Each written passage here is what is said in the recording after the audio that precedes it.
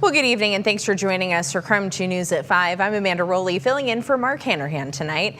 Topping our news tonight, local programs will be looking for new sources of money following the closure of United Way, Spokane County.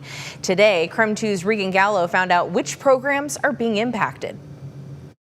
For more than 100 years, United Way of Spokane County has served the community through volunteerism and youth programs. Now, organization leaders say it's an end of an era. In an announcement on their website, United Way of Spokane County proudly thanks the community for a lasting legacy. Sometimes you just have to have those conversations. Everyone has to have kind of, I call them come to Jesus conversations with themselves, where it's like, is us staying open, is that still like a real benefit? Raising over $100 million for children's programs, mobilizing 120,000 plus volunteers, and inspiring young readers through Dolly Parton's Imagination Library. But Liz Bluff, United Way's Director of Development, says they could not recover after the COVID-19 pandemic, and since then, getting funding has been difficult. We were all really proud to work here, so yeah, it's sad, but I can also look at if we're not providing that value anymore, then someone else can. And we just have to be honest with ourselves on that. So the Girl Scouts of Eastern Washington and North Idaho, which serves about 1,500 girls across Spokane and Coeur d'Alene, received thousands of dollars from the United Way. So I knew that there were challenges out there on the financial side. I didn't see the end coming as quick as it did. Now organizations in the region like Girl Scouts are forced to pivot. It's a program where we offer a Girl Scouting to any girl who wants to do it. And at the time when we came in, it was at 3 schools. And now we've expanded to 10 schools. There's other funders out there that have made that happen, but United Way was one of them that stood with us. And while they've had to adapt their funding strategies, Girl Scouts remain deeply grateful for United Way's unwavering support and dedication. Girl Scouts is making girls of courage, confidence, and character. We want to continue to do it, stand with us, and wear a green ribbon. That's my plan. I also spoke to the North Idaho United Way, and they said the offices are completely separate and they do not anticipate on closing their doors anytime soon. I'm reporting here in Spokane, Regan Gallo, KREM 2 News.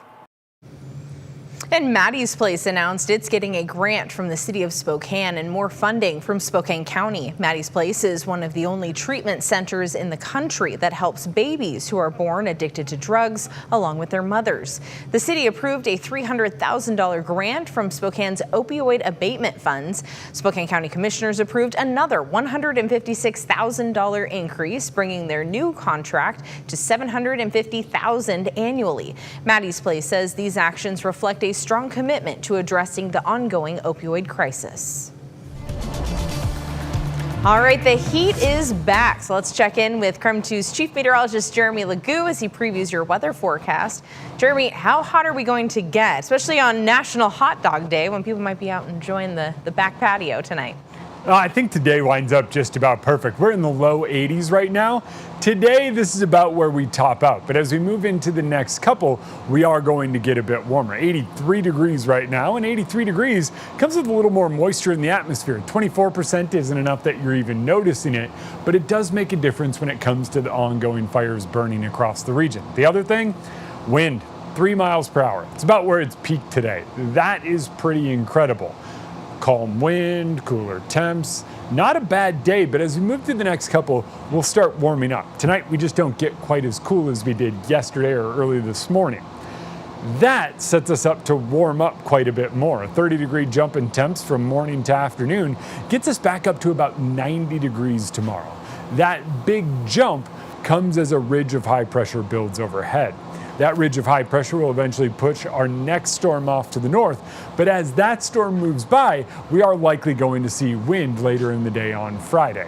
It's an interesting one how that all plays out. Still a fire weather watch because right now it's a possibility. We're going to keep a close eye on it, but what we do know is that we're in the low 90s tomorrow and Friday before we cool slightly heading into the weekend. All right, thank you, Jeremy. Developing news in a legal battle between church and state. In May, members of the Catholic Church sued Washington state over a new law making clergy mandated reporters of abuse. A federal judge has blocked the law from taking effect later this month, at least for now. KREM 2's Shannon Mowdy has been digging into the ruling. Shannon? Isn't entirely unexpected. The judge hinted Monday he'd likely side with Catholic leaders who asked the law be blocked until the lawsuit is over. Priests in Washington were granted some grace this week. A federal judge in Tacoma temporarily stopped enforcement of a state law set to take effect July 27th. It requires members of clergy to report abuse, even if disclosed during confession. Priests could face jail time if they don't. Our priests have told me, Archbishop, I'll go to prison before I allow the state to coerce any such information from me. And I think all of our priests feel that way. Seattle Archbishop Paul Aitchen and Catholic leaders in Spokane and Yakima sued the state, saying the law requires them to choose between the law of man and their faith. Our church law, canon law, also says that if a priest violates that seal, he's automatically excommunicated from the church. Supporters argue the law protects children. They need to know that if they tell somebody they're being abused, like I told my teacher in the 5th grade that I was being abused, that they can trust that that person will make it stop. The Federal Department of Justice joined the lawsuit. During Monday's hearing on the injunction, a DOJ attorney said the law singles out priests and targets the sacred act of confession. I've been in contact with one of the law firms representing the Catholic Church in this case. They say the church already requires priests to report abuse and neglect, as it has for decades. Shannon Mowdy, KREM 2 News. All right, thank you, Shannon. Today, the Spokane Tribal Police are investigating a suspected homicide, and they're asking for your help.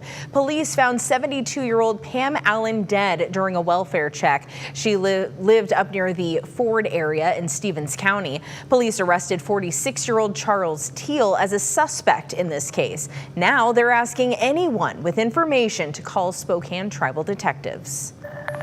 And new today, a woman is in critical condition following a hit and run in Spokane South Hill.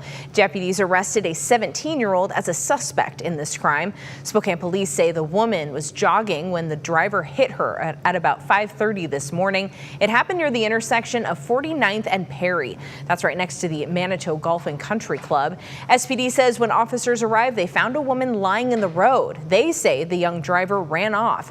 Officers were able to track him down, though. They say speed and impairment contributed to the crash.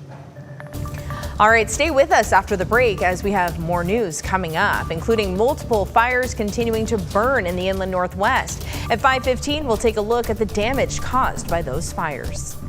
We're super excited to really get going and kind of give Spokane something to look forward to. The countdown has started to opening day for Dave & Buster's in the new location. In 3 minutes, we'll tell you about opportunities to work for them.